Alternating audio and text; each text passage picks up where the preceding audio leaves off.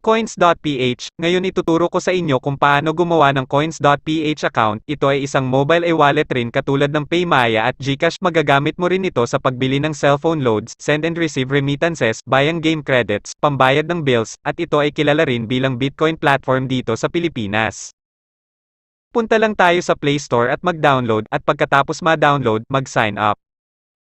Easy lang mag-cash in dito, pwedeng sa 7-Eleven, Lulier, Palawan Express, at easy lang din mag-cash out. Regulated din ito ng Bangko Sentral ng Pilipinas o BSP as a licensed virtual currency exchange, electronic money issuer, at money remittance and transfer agent.